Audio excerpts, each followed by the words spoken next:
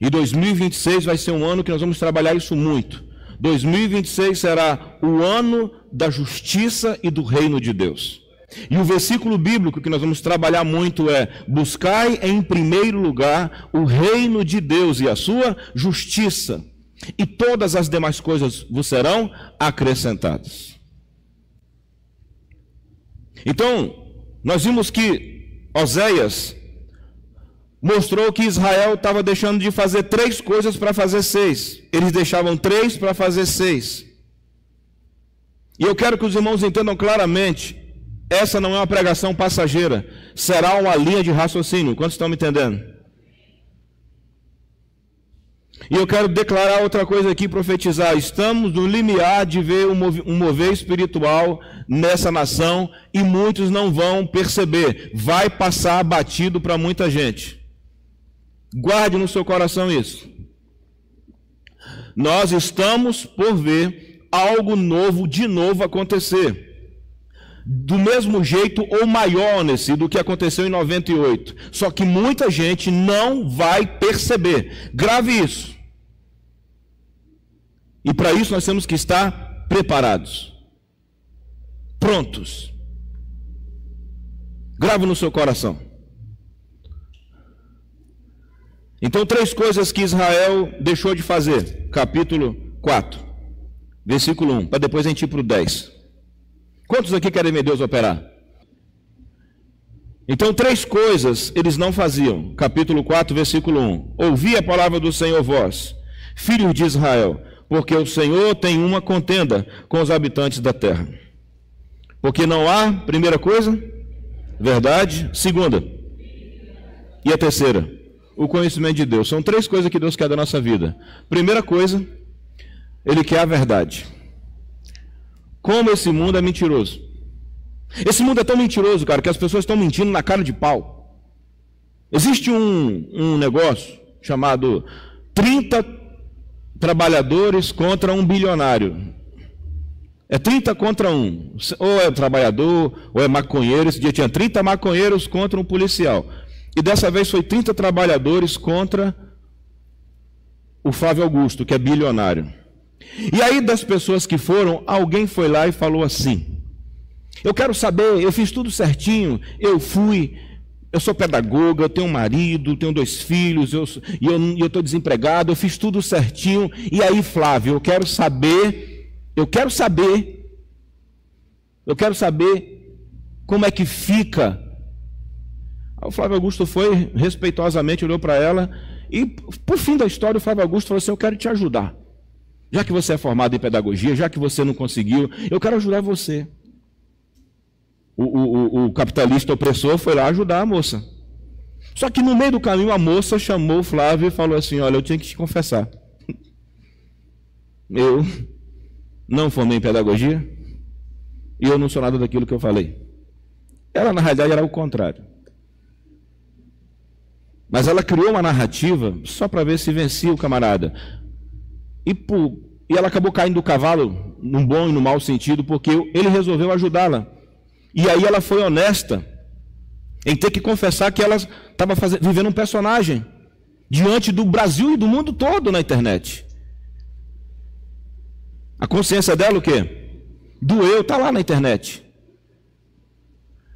E quando eu vi aquilo, eu falei: meu Deus, como as pessoas estão mentindo na cara o quê? Na cara dura. A mentira virou um personagem. Isso na psicanálise, na psicologia analítica, chama persona. E ela viveu tão bem o papel dela, que mexeu com o coração do Flávio Augusto.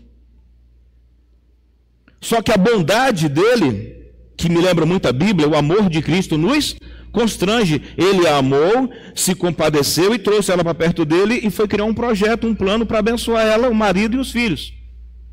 E aí ela se sentiu mal e confessou. E foi mulher, e foi honesta, para chegar na internet e dizer: eu menti. E ele disse: como eu não tenho obrigação nenhuma de fazer nada por ela, porque eu estou pensando em dobrar a aposta e ajudá-la ao dobro, depois que ela contou a verdade. Mas primeiro ponto, como que as pessoas estão assumindo a mentira como estilo de quê? De vida, e nem pisca. Mente que nem pisca. Convence mentindo. Alguém está me ouvindo? Eu nunca imaginei que nós teríamos que voltar a dizer: você não pode mentir. Isso eu aprendi em casa, quando era menino. Mas a mentira, o personagem. Agora eu entendo porque um dia um cara perguntou para mim assim. Eu estava discipulando uma pessoa que acabou desviando. Ele olhou para mim assim um dia e falou assim: o teu nome é James mesmo? Eu falei: ué, desde que eu nasci, em 1973, James, na Bahia, James. Não, porque eu achei que isso era seu nome artístico. Eu falei: não, meu filho, eu não tenho nome artístico, não. Eu tenho um nome só.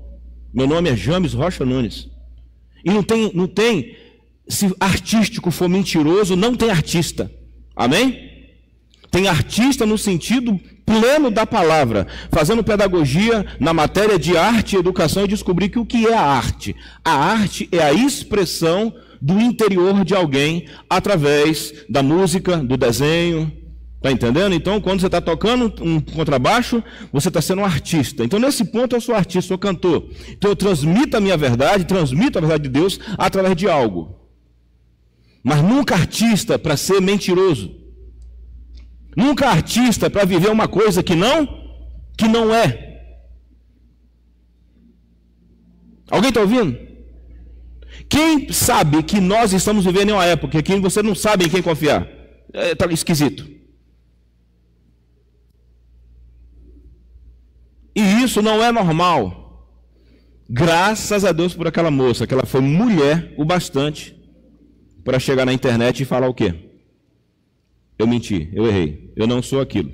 Eu só queria pressionar o Flávio, mas ela acabou, no que ela foi pressionar, ela acabou sendo amada, mas teve que falar a verdade. Ela podia não falar a verdade, ela podia sair batida, só que por falar a verdade agora, e todo mundo embaixo: parabéns, parabéns, dê uma chance para ela, Flávio, que ótimo, que maravilha. Porque no fundo o povo também quer a verdade. No fundo também o povo quer a liberdade. No fundo alguma coisa na alma humana quer a verdade, quer a realidade. E que Deus ajude ele, que ele consiga abençoar a vida dela. Que inclusive teve uma infância muito destruída, muito ruim, muito braba. Como milhões de brasileiros. E talvez como alguns de nós aqui. Mas a primeira coisa que Deus estava contendendo com eles é que eles não falavam mais a verdade. Segunda coisa que eles não faziam era a benignidade. E a terceira, que essa é a mais importante de todas, o conhecimento de Deus. O conhecimento de Deus é o tema central do livro de Oséias. E conhecer a Deus, irmão, é muito mais do que ler a Bíblia. E conhecer a Deus é muito mais do que fazer um sermão. O conhecimento de Deus é muito profundo. E era isso que estava levando Deus a contender com o povo de Israel. Às vezes, e eu quero falar esse ponto para poder ir para o segundo, às vezes algumas coisas em nossa vida, irmãos, que não estão rompendo, talvez não seja o diabo. Algumas coisas que estão travadas em nossa vida, talvez não sejam os infernos. Talvez seja apenas a gente deixando de fazer o que tinha que fazer e Deus nos enfrentando. Fala assim: enquanto você não resolver isso, eu não libero. Enquanto você não mudar isso, eu não conserto. Porque Deus também contende conosco.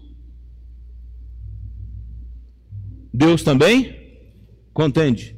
Deus fala uma coisa, a gente fala outra. Ele manda a gente fazer uma coisa, a gente faz a outra. E aí se estabelece uma contenda.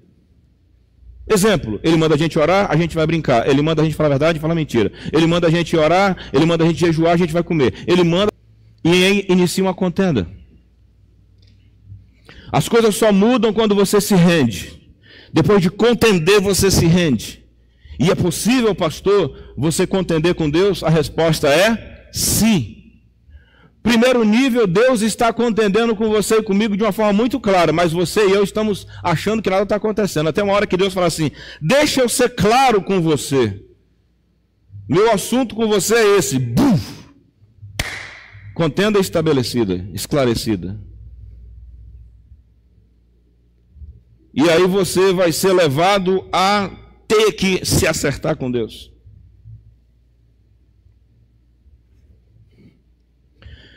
E quais eram as 6 coisas que eles faziam? Primeira, versículo 2. Deixavam 3 para fazer 6. E o regaço a gente já leu a semana passada, que eu não vou ler.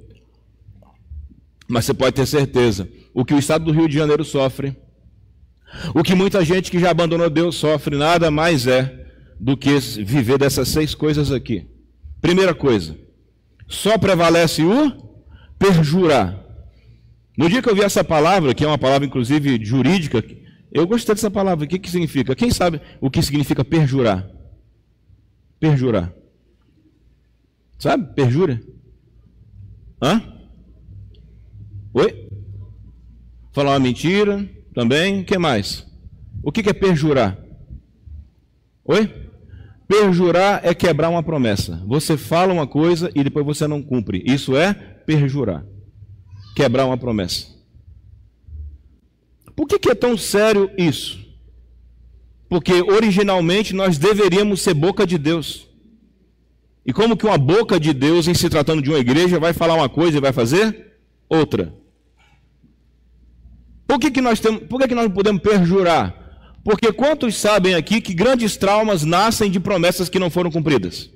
Quantos consultórios estão cheios de gente que carrega um mal nas costas até hoje de uma promessa que não se cumpriu? Políticos que prometem picanha e não dão nem ovo para o pessoal. Perjúria. Então a primeira coisa é perjúria. Perjúria. A perjúria. Mas você já deve ter escutado. Promessas foram feitas para não serem cumpridas. Quem já ouviu isso? Ah, James, palavras o vento leva. Quem já ouviu isso? Quem já ouviu isso e viu a pessoa falar rindo? Palavras o vento leva. Se a gente de fato quer conhecer a Deus, é bom que nossas palavras não sejam levadas pelo vento. Seja o vosso sim, sim, e o vosso não, não. Ah, mas e quando a gente não consegue cumprir com a palavra? Deixe bem claro que você não conseguiu. E depois você dê um jeito de corrigir o que você não resolveu. Faça ressarcimento. Alguém está ouvindo? Então, perjúria. Perjúria. A perjúria é a primeira coisa. Segunda coisa que o pessoal gostava de fazer muito. Perjúria e depois o mentir, que é o contrário da verdade. Terceiro, matar.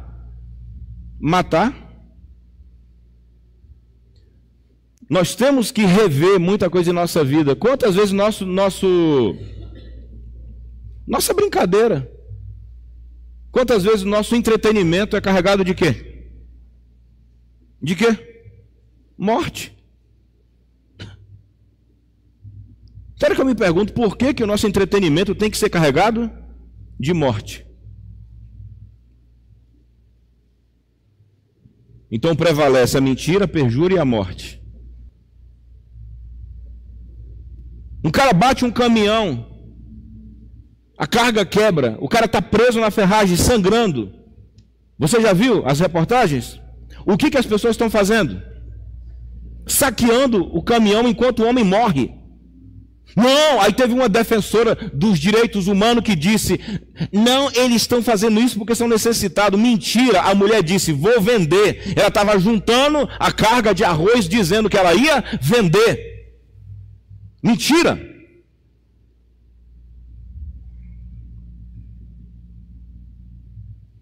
Quem sabe que se não tomarmos cuidado, a gente começa a tratar isso de uma forma, o quê? Normal.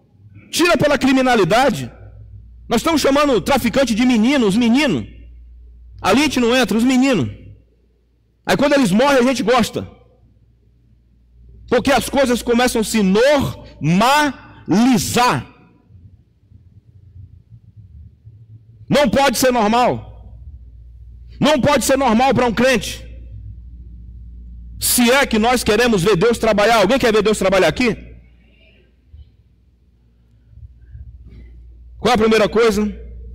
Perjurar. Segunda, mentir. Terceira, matar. Quarta, furtar. Você furta alguma coisa, querido? Você anda tendo vantagem de alguma coisa que você sabe que você está. Esse ano é um bom ano para consertar. Aquele que roubava, não roube mais. Antes o quê? Trabalhe. Você trabalha que você consegue. Vai demorar um pouco mais, mas você vai conseguir. Amém? Qual o mal do furto? Qual o mal de você querer ter, às vezes, uma vantagem, lançando mão de um furto? É por causa da vantagem. Poxa, esse relógio aqui é um ano para comprar, mas se eu fizer uma lambança, eu ganho em 3 semanas. Não, espere um ano. Passe um aperto. Então você tem que entender o que Deus, com o que Deus se importa. Eu não posso chegar para você e dizer, você pode pedir o que Deus manda, pode botá-lo contra a parede, igual o bispo Macedo mandou fazer, bota Deus contra a parede. Cadê Deus? Porque Deus falou que ia fazer. Eu não posso só querer, Célia, que Deus faça. Eu tenho que entender também como que Ele gosta das coisas. Isso faz parte de buscar o Senhor. Ah, mas o que eu ando furtando me dá uma vantagem. É mais caro do que uma cura? É mais caro do que um demônio soltar sua descendência? Dá mais vantagem do que uma doença incurável ser curada?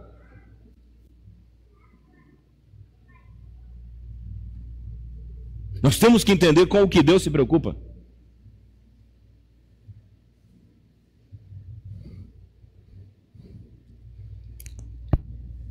Furtar. Depois tem uma das coisas mais... Essa aqui então... Essa aqui parece que nem existe mais. Qual é a quinta? Qual é a quinta? Adulterar. Isso está tão normal que eu não sei se já aconteceu de você aparecer num lugar 5 meses depois e a pessoa perguntar assim, e aí, está casado com a Carol ainda? Está casado ainda com ela? Adultério hoje se tornou uma coisa o quê? Normal. Deixar uma mulher pegar outra, deixar um homem pegar outro, isso virou normal. Não estou dizendo aqui, ó, quem já fez, quem nunca pecou, que joga a primeira pedra, vai, não peques mais. Eu estou dizendo quando isso se torna o que, amado? Normal. Quem sabe que está normal? Você assiste uma novela cheia de adultério, está normal. Filme cheio de adultério, está normal. Normal, normal, normal. Normal. É ruim quando isso fica normal. Como que eu vou dizer está errado se para mim não faz mal? Nenhum. Não faz mal. Mas qual vai ser o grande problema? Vir para esse Deus que não gosta e cobrar que ele faça o que ele disse que ia fazer. Quando na realidade os milagres eles têm uma condição espiritual. Milagres eles são espirituais, cara. São transações no mundo espiritual. Os milagres são transações espirituais. Geralmente um demônio vai parar de mandar, um demônio vai parar de ter acesso só porque você parou de dar comida para ele, porque você começou a obedecer a Deus. Por isso tem a confissão. Então essa é a quinta coisa que Deus odeia, o adultério. Nós precisamos ter contra essas coisas uma postura pesada, clara. Porque se a gente começa a afrouxar, a gente abandona 3 para praticar 6. Adulterar. Fazem violência. Um ato sanguinário segue imediatamente o outro. Um ato sanguinário segue o outro. Parece que quanto mais sangue tiver, melhor. Parece que a gente gosta de sangue com açaí. Parece os dias de hoje, não parece? Deus não gosta disso, irmão. Versículo 3. Por isso a terra se lamentará. Bate com Ezequiel, sim ou não? Quem lembra da mensagem de Ezequiel? Da terra. A terra se lamentará. A terra se lamentará. Você acha que Deus gosta de saber que uma determinada facção cavou um buraco de 30 metros para jogar gente morta, jogar a pessoa dentro? A terra se lamentará. É preciso você se munir de muita coragem para acreditar que é possível alguma coisa mudar.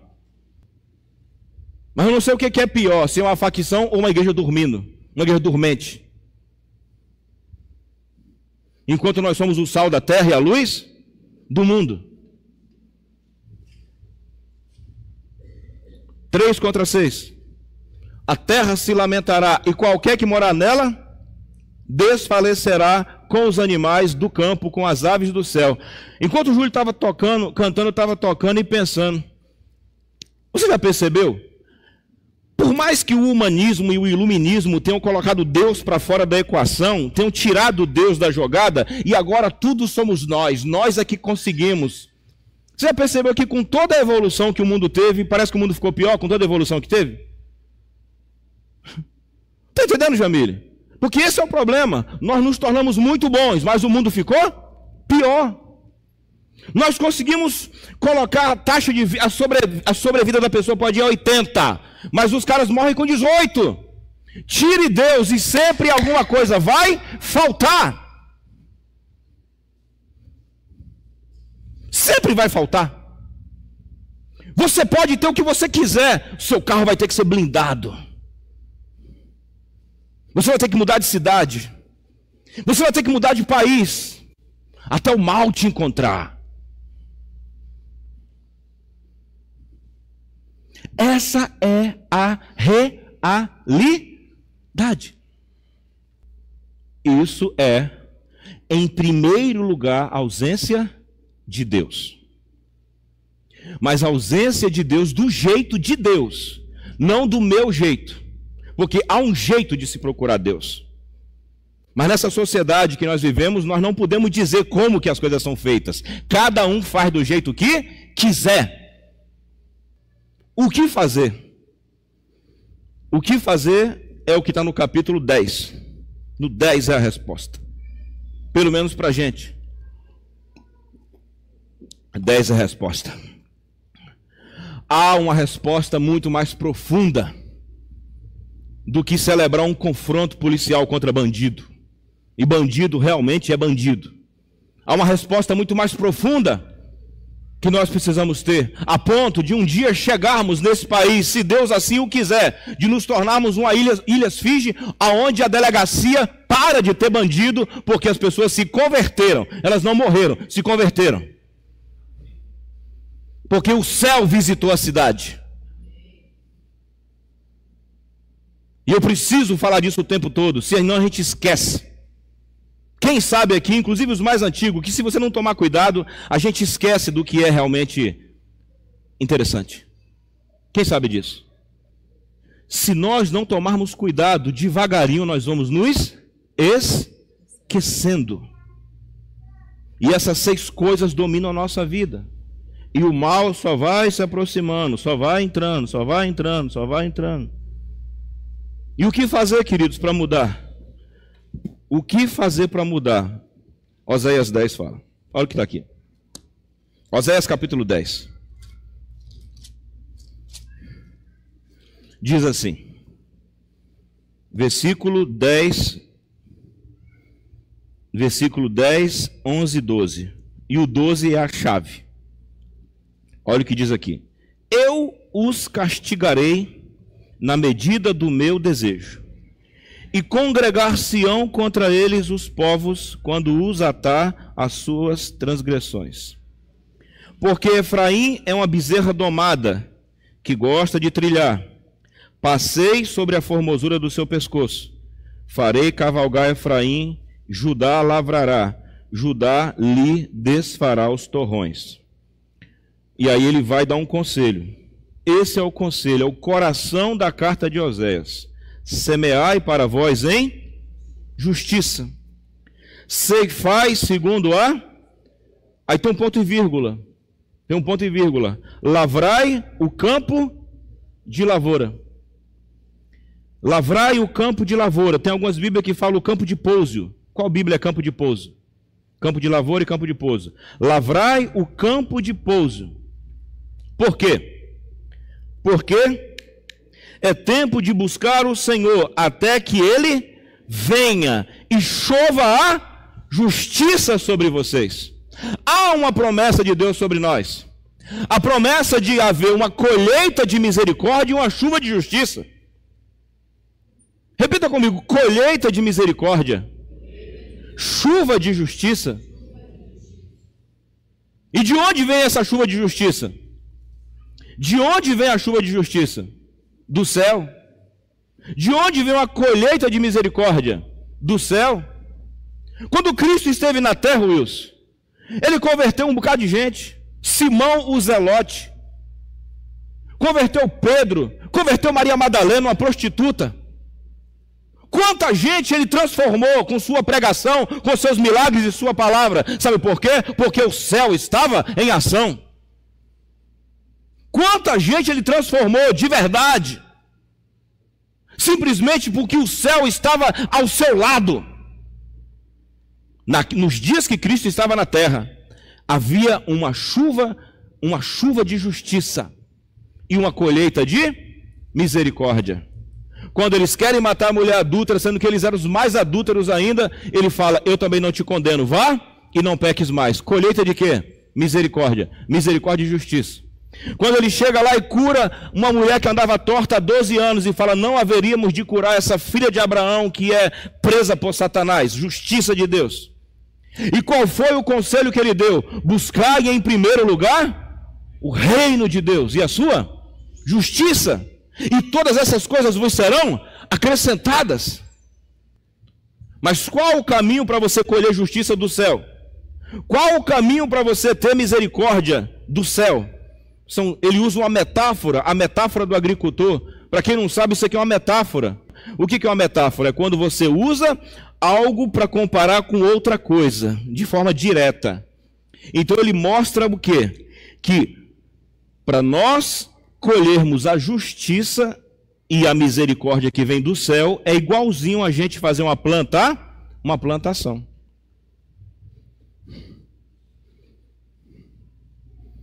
Quantos aqui, como eu, estão há alguns anos esperando outras coisas da parte de Deus acontecer e não vão desistir? Levante sua mão, além de mim. Pois é. Não vou.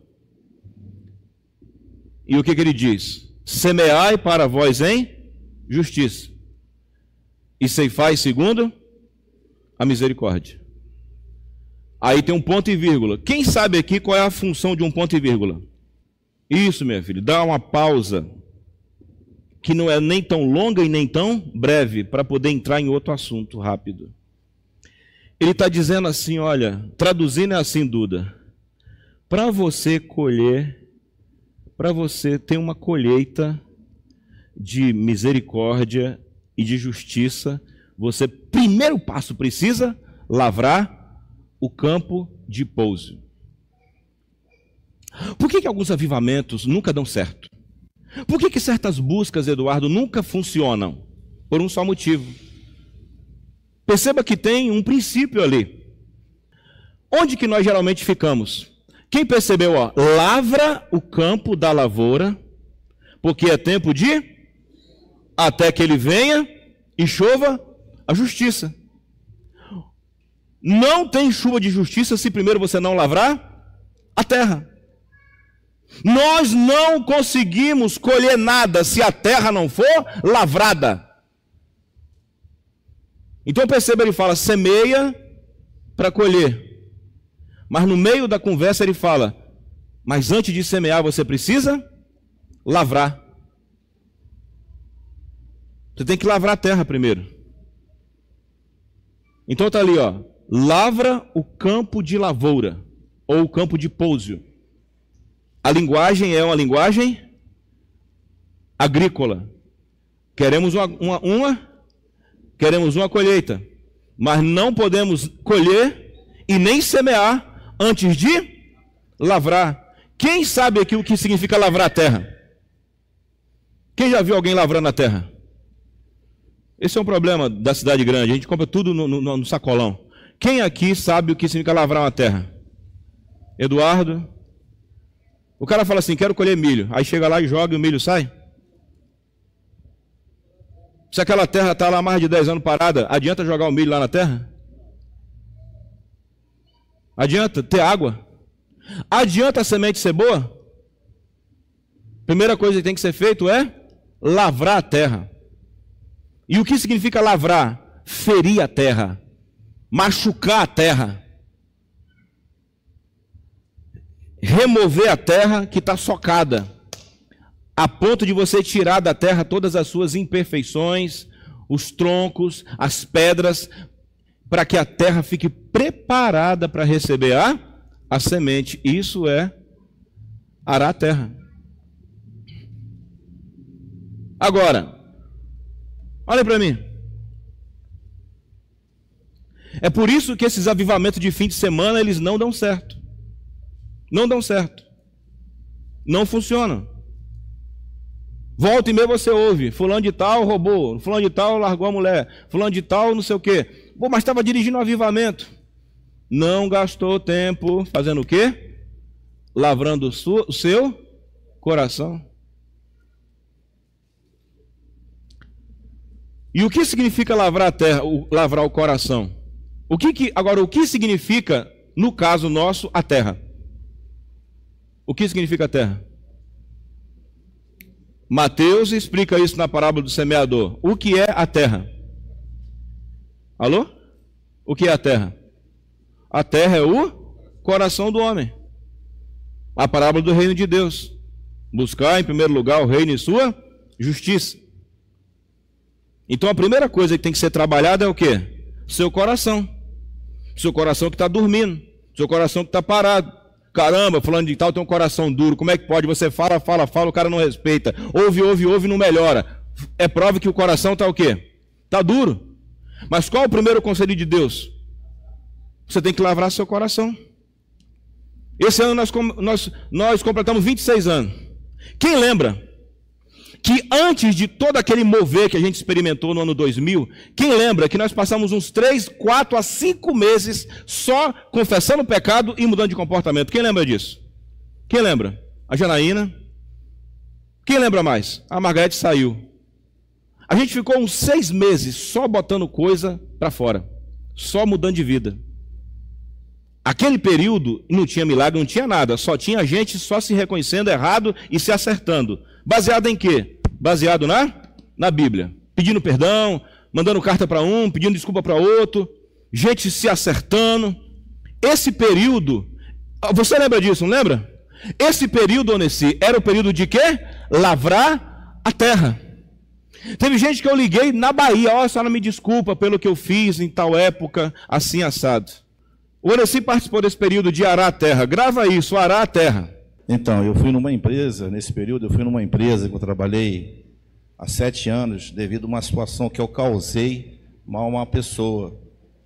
Aí, baseado nisso que a gente estava aprendendo, esse reconhecimento, me fez lembrar essa situação. E eu fui lá me retratar com a pessoa, entendeu? E a pessoa me perdoou. Ela me perdoou pela tal atitude, entendeu? E somos amigos até hoje. Acabou. E agora, o que acontecia, Onesi, quando a gente ficava fazendo essas coisas? Pedindo perdão, devolvendo o que tinha pegado. A gente fazia um culto que não tinha nem microfone na igreja, não tinha nem cadeira direito na igreja. Daqui a pouco aconteceu o quê? Aquele teclado que tem 25 anos que está ali atrás no museu. Era tocar aquele teclado da Yamaha, buf. O céu respondia. Tinha gente que vinha para a igreja, sabe de onde, Flávio? De Bangu. De Bangu, porque a notícia ia correndo. A gente não buscava não, a pessoa vinha. Gente mudando de bairro para morar aqui. E isso num curto espaço de tempo. Por quê, André? Estávamos arando o nosso coração, jogando fora do coração o que não prestava para poder receber a palavra de Deus.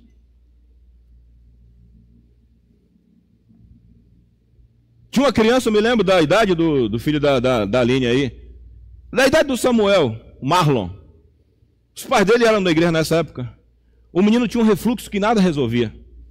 Quando foi à noite, eu tive um sonho, naquela casa lá em cima, sem nenhum luxo, sem nada. Eu olhei para o rosto do Samuel e lembrei do garoto.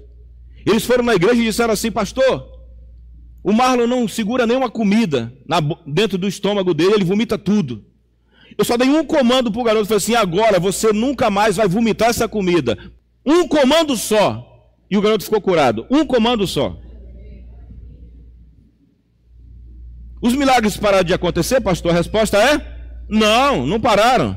Mas eu sei que nós podemos ir mais além. Alguém me ouve? Então, querido, o que é a chuva de justiça? Quando é que a justiça é feita no mundo? É quando o que a Constituição fala acontece. Essa semana o irmão me mandou uma mensagem: pastor, o que o senhor acha disso aqui? Alguém bateu no carro dele e ele ganhou. A doutora botou lá na justiça e ele ganhou um dinheiro por a empresa de ônibus ter batido. Aí a justiça veio, vai receber uma grana porque bateram no carro dele. A justiça foi feita. Imagina agora a gente começar a orar e o céu mandar dizer assim: olha, aquele assunto seu saiu. Olha, aquela cura aconteceu. Olha, aquele filho vai vir. Olha, aquele demônio vai soltar. Porque o juiz dos juízes, o rei dos reis, o senhor dos senhores começou a agir no nosso meio de uma maneira livre. E não é conta-gota, é chuva. Existem gotas, mas Deus quer fazer uma chuva. Não é gota de justiça, é chuva de justiça. Alguém me ouve? Não é uma gota, como diz a música, o muito que nós temos visto não passa de gotas. Quem já viu? O tempo fica fechado, aí cai umas 3 gotinhas e para. Depois fica seco de novo. Me parece que na nossa vida é a mesma coisa. A gente experimenta uma coisa uma semana, daqui a pouco para. A gente recebe um negócio, daqui a pouco para. Enquanto o que Deus quer fazer é uma chuva de justiça, é uma fila de testemunho, é uma arranca de salvação, é uma mudança constante. Mas não haverá chuva, não haverá colheita, se primeiro a terra não for tratada, arada. Tem que arar a terra, e arar a terra dá trabalho. Tem uma área lá do sítio da nossa igreja que vai ter que arar. Vai ter que ter primeiro um trator para arrancar o toco. Para depois você arar a terra. Porque o cara falou: pastor, se você arar a terra com o trator de arar, vai quebrar o trator. Tem que vir primeiro com a retroescavadeira arrancando esses tocos, para depois arar. Ou seja, é preciso um trabalho interior. Você sabe o que está acontecendo hoje dos novos tipos de crente do Brasil? É que a gente está treinando um povo que não trabalha o seu coração. É conversões sem preço, não precisa mudar nada, é só você levantar a mão e falar: Senhor Jesus, eu sou teu, acabou. Pode continuar do mesmo jeito. São corações que não são trabalhados. Depois você promete a essa mesma pessoa que Deus tem uma chuva na vida dela, a chuva não acontece, ela fica incrédula. Ela está entendendo. Pô, o que não acontece? Porque erramos na primeira coisa. É preciso ararmos o nosso coração. Arai o campo de lavoura. Por quê? É tempo de buscar o Senhor. Olha o legal. Cuida da terra, porque está na hora de buscar Deus. Trabalha o coração, porque chegou a hora de buscar Deus. E põe teu coração num profundo trabalho de quebrantamento, porque chegou a hora de buscar Deus e Ele vai chover justiça sobre vocês. Não vai ser uma busca em vão, não vai ser uma busca à toa. Vocês vão ter uma chuva. Quem já viu aqui? E eu peço diáconos que busquem a ceia. 8:45. Quem já viu aqui? Quando dá aquela chuva de 1h30. Aí a mulher vem na televisão e fala assim: choveu em 1 hora tudo que estava para chover durante 3 meses. Quem já viu? É assim que acontece. Quando Deus faz chover, quando Deus faz acontecer. Aquele filho que você estava lutando para mudar, Deus vem e convence. Porque o Espírito Santo é quem convence o homem do pecado, da justiça e do juízo. Eu te perguntaria, será que o Zaqueu não arou o coração dele? Sim ou não? Sim ou não? Por que fica provado que ele arou o coração dele? Porque ele disse o que, Wilson? Ele falou, Senhor, metade dos meus bens dou para os pobres. Onde estiver o teu tesouro, ali estará o teu. E se eu roubei alguém, eu restituo. Não é o dou o dízimo, é o restituo. Eu restituo 4 vezes mais. A palavra entrou rasgando o coração dele. Aí o que Jesus falou? Hoje a salvação entrou nessa casa. E para quem gosta de assistir The Chosen, você deve ter assistido ou The Chosen ou a novela do Bispo Macedo, o Zaqueu indo lá, entregando tudo que ele tinha, pegado das pessoas e ajudando as pessoas. Aquilo era um coração sendo arado.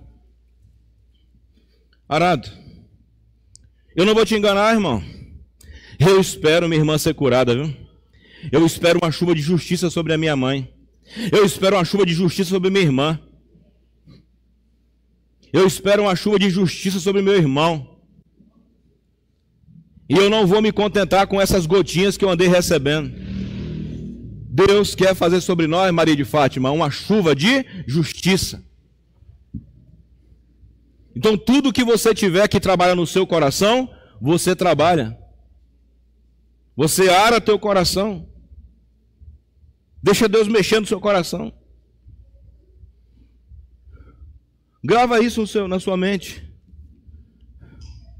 Semeai para vós em justiça, e ceifai segundo a misericórdia. Lavrai o campo de pouso, o campo de lavoura. Lavra isso.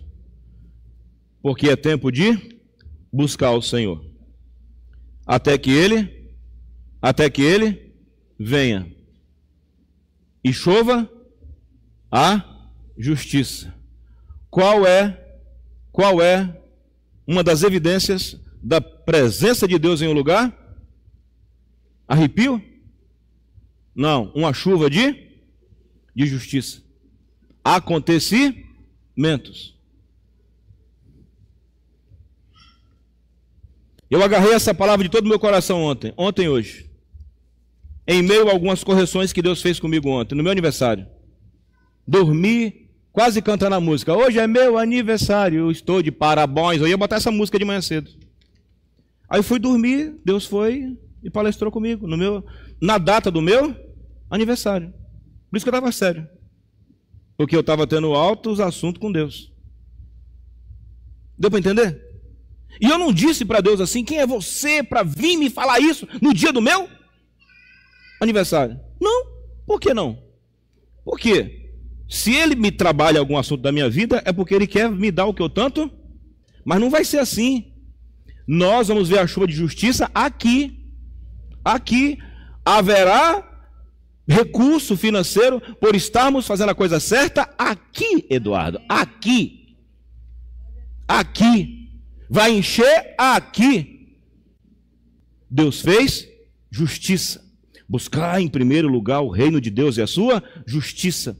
E todas estas coisas vos serão acrescentadas. Deus faz. Ele faz. Mas pastor, e se você está falando isso e meu coração não está sentindo nada? É prova de que você precisa expor seu coração a uma aragem. Ele está duro. Quem já ouviu Jesus falar de dureza de coração? É isso aí. Você precisa pedir a Deus para quebrantar seu coração. Me faz sentir de novo amor e tremor pela tua palavra. Me faz sentir tremor e temor. Me faz temer tua palavra mais do que eu temo meu patrão.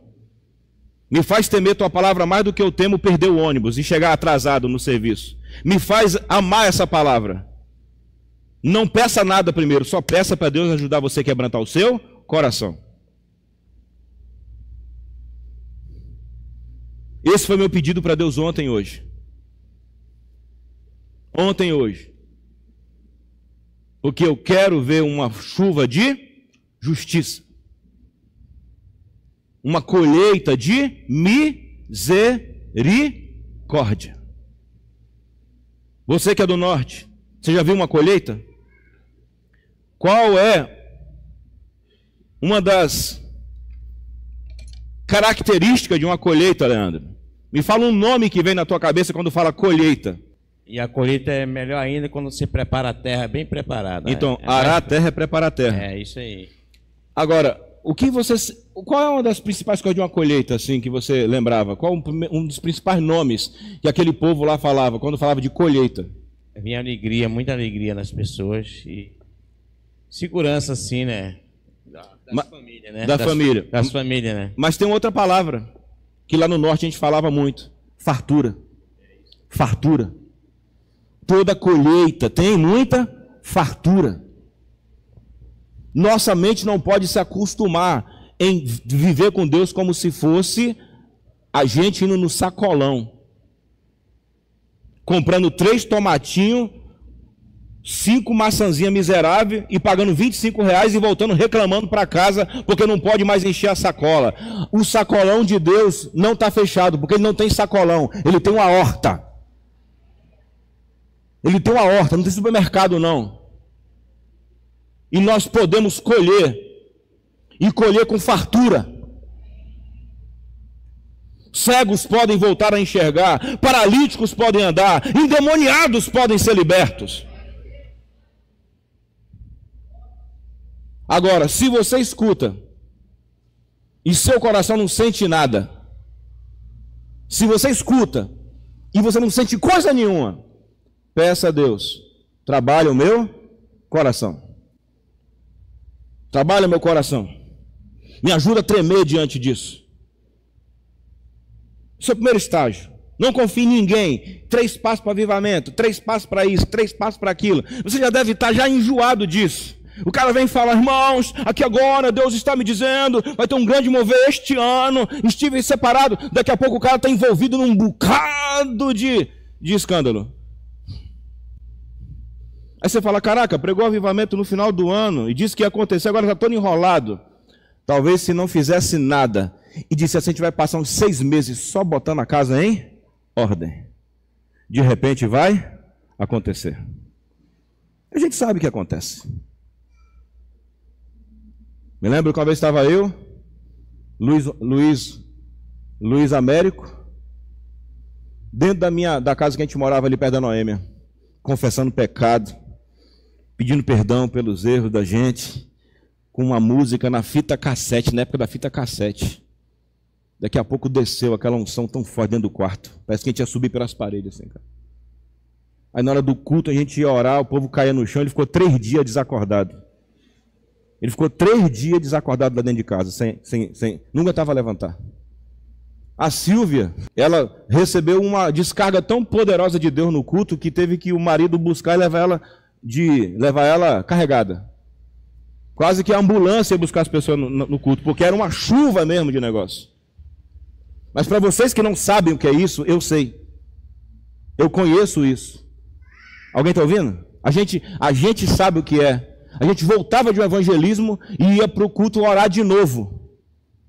Daqui a pouco, batismo do Espírito Santo direto. Gente mudando direto. A gente experimentou um pouco de uma chuva. Um pouco. Fomos na sua casa, acho que era você que estava com o joelho ruim, não foi? O joelho ruim. Oramos, ficou boa. Você estava lá em cima, desceu, veio. Mas eu tenho que te dizer, isso não passa de uma gota. Deus nos quer fazendo a gente viver uma chuva. Hoje você só aprende a base.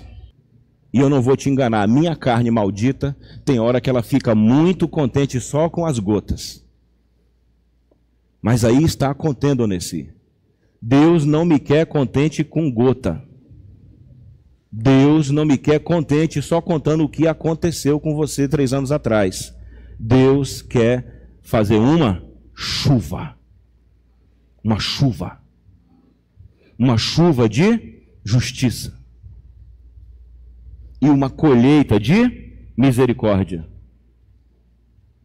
Chuva de justiça, colheita de misericórdia. Aonde o primeiro lugar que tem que ser tratado é o coração. O coração que vai ter que se libertar daquelas 6 coisas que a gente viu no capítulo 4.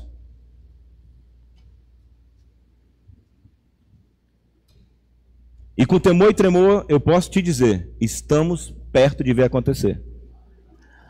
Agora, muita gente não vai perceber.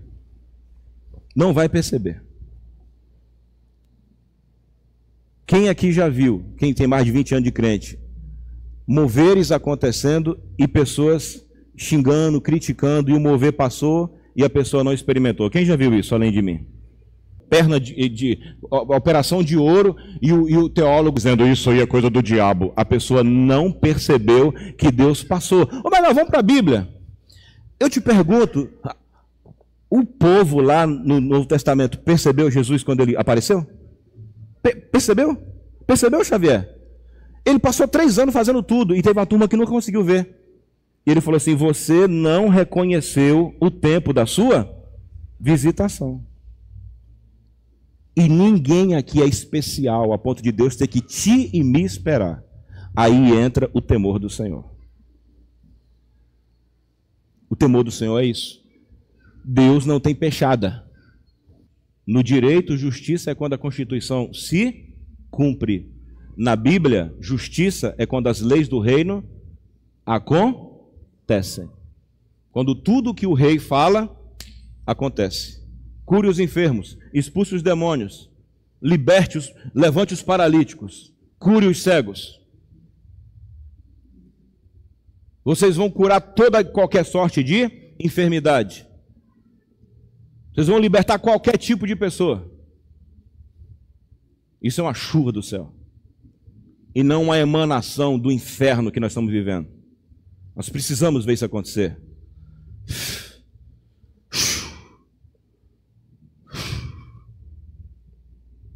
Fique de pé em nome de Jesus.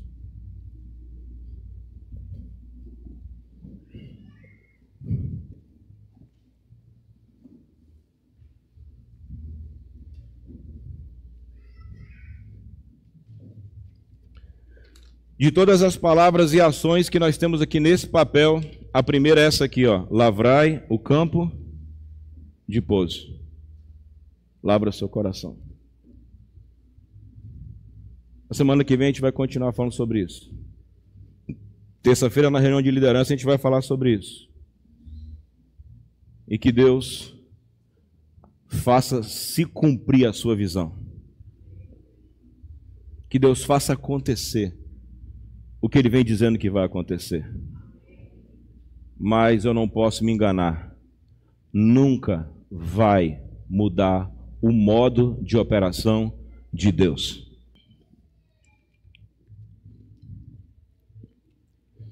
Aleluia. Aleluia, Pai. Aleluia. Aleluia. Visita este povo nessa madrugada. Fale com eles quando lerem a Bíblia. E dê a eles sinais daquilo que está para acontecer. E nos recusamos a viver uma vida aquém daquilo que a Bíblia fala. Em nome de Jesus. Amém e graças a Deus.